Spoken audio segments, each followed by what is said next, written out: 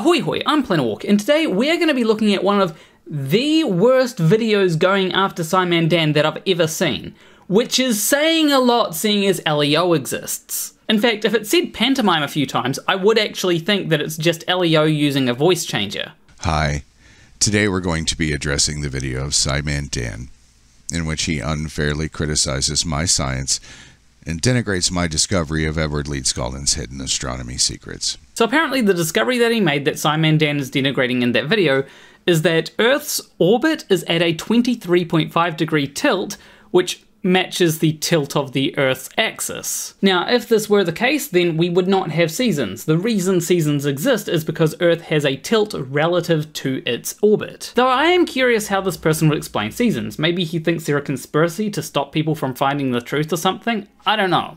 But moreover, this is the story of one man whose reputation as a Science Channel content creator is more or less built on debating flat earthers. Wait, SciManDan debates flat earthers now?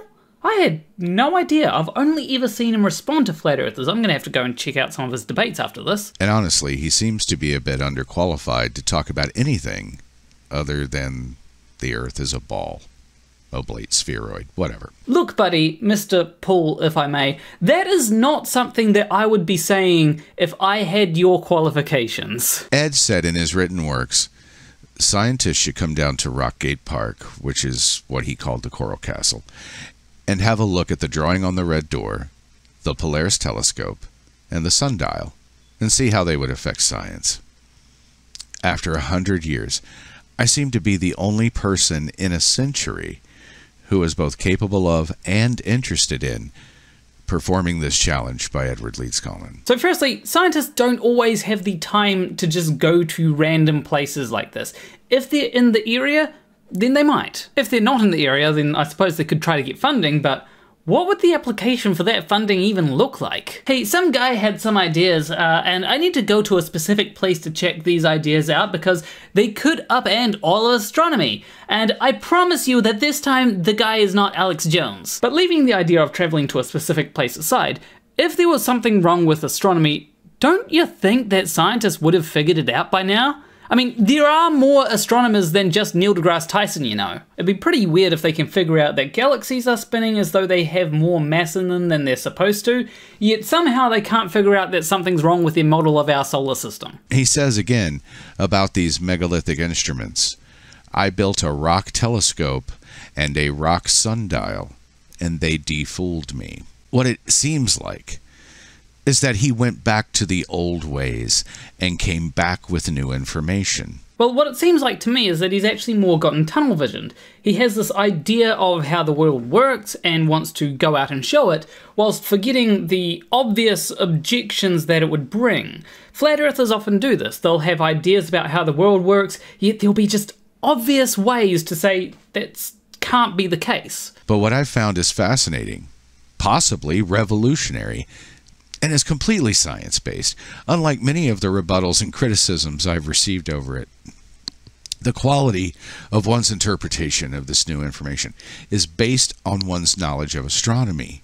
Therefore, results may vary. Well, as far as I can tell, SciManDan actually has a decent knowledge of astronomy. If he's disagreeing with you on this, there is a good chance that he's actually right. But more to the point, your reasoning contains a big flaw here, because who has the most knowledge in astronomy? Astronomers. You should be able to take your findings to any respected astronomer, no, not fake archaeologists, we'll get to that, and get them to agree with you. You don't appear to have done that, because if you had, then I suspect some scientists would have gone to Coral Castle by now. So I'm going to go into a bit of detail and backstory quickly, so that you can see for yourself that I am talking science, and ironically, a guy named SciManDan has unequivocally proven himself disqualified for the debate. Okay, what have you got then? You better represent things accurately, by the way. This is a person in SciManDan who has no published work, has made no discoveries, doesn't have any science degrees, and as you will see, doesn't understand the most basic concepts of celestial motion. Okay, in that case, I would hope that you would be able to fulfill the criteria that you have laid out there. For the first one though, I would say that would have to be in a peer-reviewed journal. Who wishes to debate a life member of Mensa, Okay, as far as I'm concerned, that means nothing. I've seen plenty of people who have claimed to have high IQs, yet have been wrong about something as simple as the shape of the Earth. There is also a flat earther who has claimed to be a member of Mensa. A lot of the times it seems like when people can't really defend their ideas, they jump to, I'm smart, so I must be correct. So really, not a good start. You should have left that for later. Also, I'm just going to point out now that that is not a science degree, nor is it anywhere equivalent to having a science degree. Who's the world's foremost expert on the Coral Castle. Okay, that really feels like a self-proclaimed thing, because I have looked up information about the Coral Castle and not once did you come up. Other people like Benjamin Radford came up and they seem to have decent knowledge on it. In fact, it would be fun to get a discussion between this person and Benjamin on the subject of the Coral Castle. I'll see if I can organise that. Graham Hancock's 2-time Author of the Month. Okay, that's not exactly something that I'd brag about if I were you, especially seeing as you're trying to make the case that you are the more scientific person. That'd kind of be like being Author of the Month for Answers in Genesis. In both cases, they believe that there was something that wiped out a lot of humans in the past, despite there being no evidence for it. Wrote a #1 bestseller in the physics of gravity. Okay, I'm genuinely curious which book that is, because I found a total of 3 books by R.L. Poole, 2 of which are about Ed Leeds-Kellman, 1 of which is about alien abductions. None of the titles suggest that any of them have anything to do with gravity. So that would make me think that there's a different book that he's written about gravity that I just can't seem to find for some reason. And my discoveries got me a spot on the History Channel.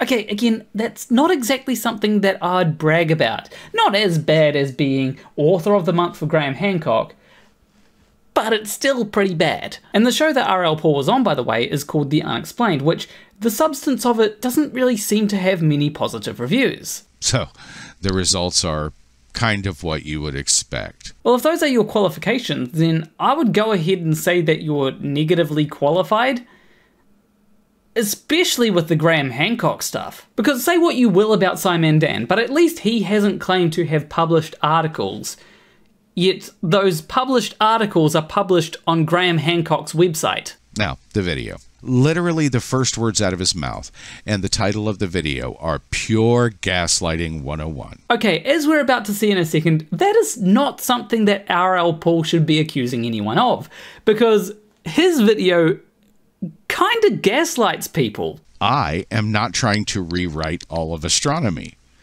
I discovered this hidden information embedded in the Coral Castle that another person left behind and requested someone to come and look at. This is Edward Leeds-Kellman's work, not mine. That's lie number 1.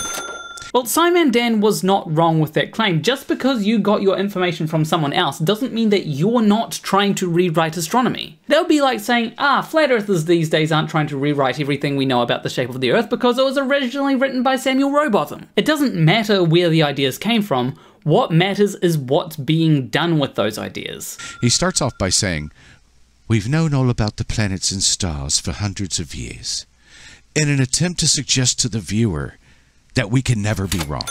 Well, we can be wrong. It's just that there's a lot of evidence in support of the current model of our solar system. Meanwhile, you're proposing an alternative model that can't even explain seasons. This is another piece of manipulation where he prejudices his audience into rejecting outside information. It's just the setup for a video. If I start a video with knowing that the Earth is a globe for thousands of years, that's not any kind of manipulation. I'm just setting up the video. But his statement, lie number 2, science has nothing left to learn. We know it all already. That is not what SciManDan said at all. In fact, you're lying when you try to suggest that he did. Astronomy is a sound science. We have proven countless aspects of it with solid investigations, experiments and observations. We've known all about the stars and planets for hundreds of years, going back to the worlds of Tycho Brahe, Galileo, Isaac Newton and Copernicus. What he said there wasn't that we know everything. What he was saying is that it's been rigorously tested for hundreds of years. Saying that countless aspects of astronomy have been proven is certainly by no means saying that all of astronomy has been proven and that we know everything. At best, you could say that maybe the word proven shouldn't have been used there because we can never know with 100% certainty, But that's it. But he even undercuts his own illogical argument here by saying, we have known how the planets and stars work going back hundreds of years to Brahe, Copernicus, Newton, and Galileo. This is so funny. I mean, because each of those people made discoveries which changed astronomy. Sure, each of them made discoveries, but also each of them were correct in some way about the discoveries that they made, and also built off of each other. Newton, for example, certainly did not overturn the discoveries that Galileo had made. Right? Every time people thought they knew everything there was to know, some genius would make a discovery, and then they would be punished for it, and then it would become established science. That's not really how that works. Some people, yes, are punished for their ideas. Like Galileo was punished by the church, but Newton wasn't. And the scientific process these days means that if you have evidence for something, and that evidence can be verified, then you really have nothing to worry about. I was so angry that he arrogantly flew by the seat of his pants, consulting a physics teacher rather than just typing 2 words into Google, and gaslighted my hard work in an effort to belittle me rather than engage in scientific discourse. The 2 little words that you've got there are annual motion. I watched SciManDan's video and those words were not uttered at all during that video. How was he supposed to know what to Google if those words weren't mentioned? I also mentioned annual motion to SciManDan, and he said that in the second video he talked about it, but I watched that second video and he didn't say the words annual motion. This to me suggests that SciManDan does know what annual motion is. It's just that in the first video, you didn't explain yourself well enough for SciManDan to pick up that you're talking about annual motion. In my video, I start off by explaining the difference between these 2 findings of how the Earth goes around the Sun. I say that modern astronomy believes the Earth goes around this way, and Leedskalnin shows something quite different. SciManDan retorts by saying, we don't believe it is this way. We know it is. Well, good news, guys. Science isn't theory anymore. Just chisel it in stone from now on. Never change it. Nothing can be challenged. I mean, really listen. Okay, he wasn't saying that science is written in stone there. What he's saying is that we don't believe certain things, we know certain things because we have a lot of evidence for it. Do I have to pull out the SciManDan video again? I'm going to regardless. This is what he said. Astronomers believe it to be this way. They don't believe it to be like that. We know it to be like that. All the planets of the solar system are within a few degrees of the ecliptic plane. Pluto, though, is about 17 degrees off. We know all this because of the various probes, satellites, and telescopes that we have out there in the solar system. See, he does explain why we know certain things. It's not just a case of, oh, this is the way that things are. For someone making so many claims about SciManDan lying, you sure do misrepresent what SciManDan says. Yet another horrible philosophy being perpetuated by someone so arrogant that he believes it is an automatic disqualification to challenge established theory before the evidence is even weighed. You can challenge it, you've just got to explain why all the evidence that supports it is wrong. Science, believe it or not, okay kids, hold on to something, is only comprised of theory. There's a good reason for this. Theories can be challenged and even changed if the evidence proves the current theory wrong. That's the purpose of science, to keep challenging itself. Yes, science does keep challenging itself. It's just that some things are very hard to challenge when there's so much evidence for it. That is why I'm okay with saying that we know that the Earth is a globe, because to challenge that, you would have to challenge so much evidence that I don't even think that it can realistically be done. He decided to debate me on astronomy with absolutely no education on the topic, and it shows. Well, he didn't really debate you. He made a video on you. That's more of a response, not a debate.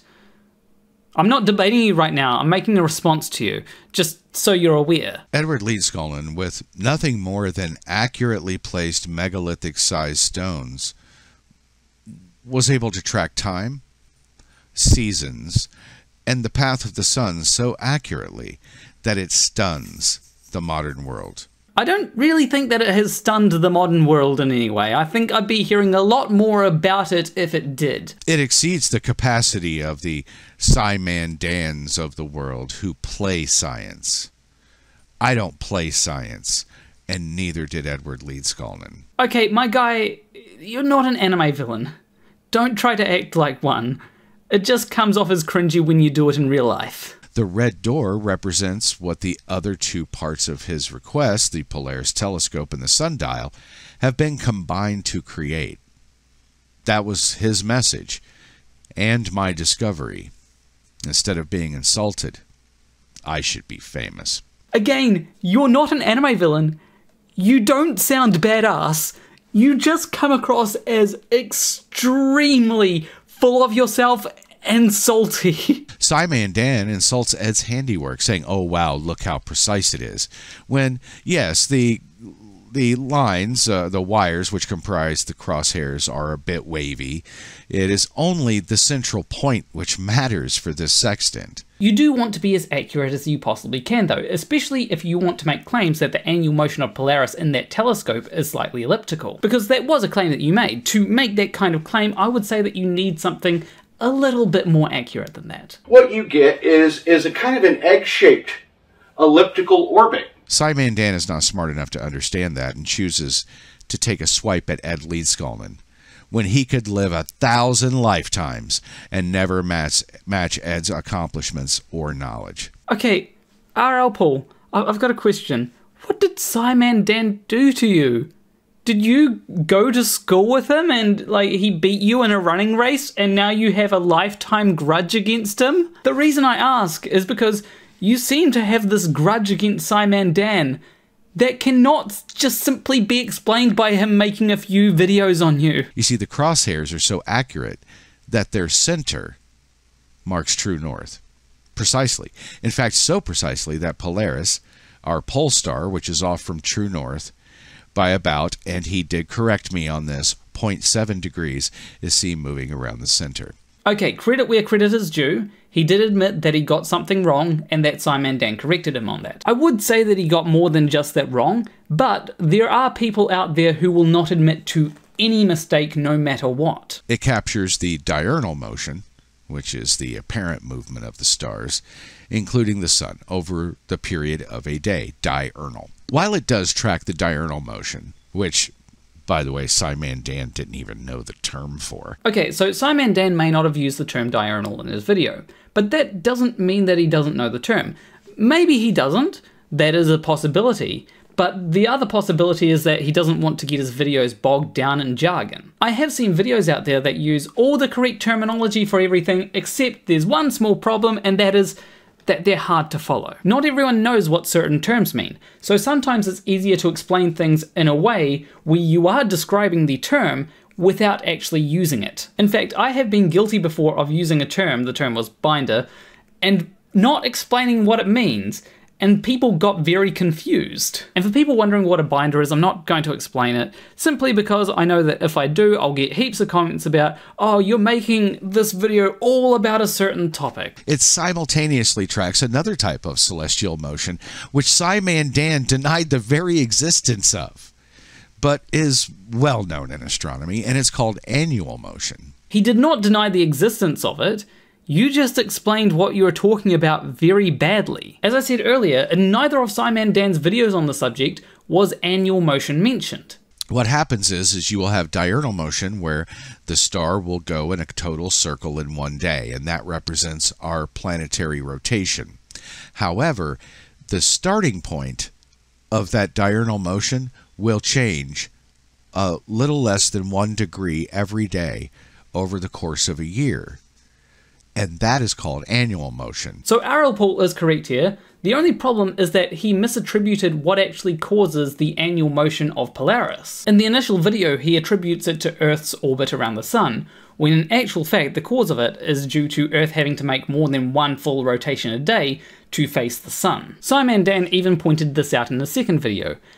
It seems like Averill Paul didn't watch that one. SciManDan chooses to deny the existence of annual motion, saying that I'm making it up, and denying its existence, and therefore disinforming his entire audience. No, what that captures, as I've just said, is the rotation of the Earth, not the Earth's orbit around the Sun. Even if you choose to criticize SciManDan for not mentioning annual motion or not considering that you might be talking about annual motion, his statement there is still correct. Both diurnal and annual motion are ultimately caused by the Earth's rotation. Diurnal motion is the motion over a day, but annual motion is the motion in relation to where the Sun appears in the sky each day. Ultimately, both of these come from Earth spinning. He is tracking the annual motion of the star Polaris as being analogous for our own orbit around the Sun.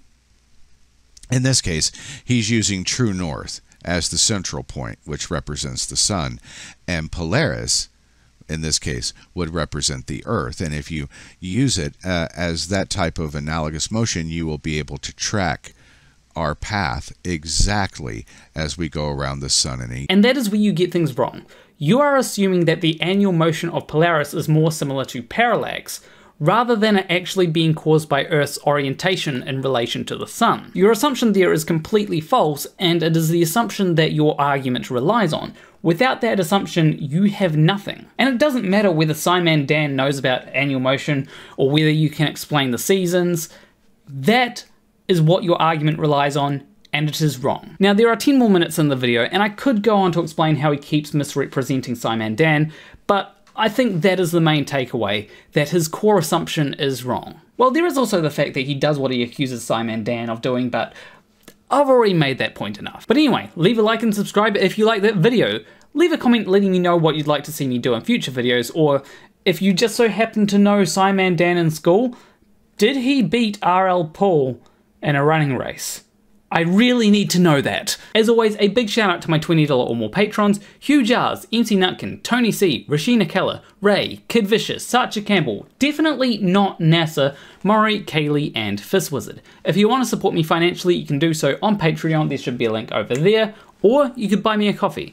I will see you in the next video. Between you and me, thank you for watching.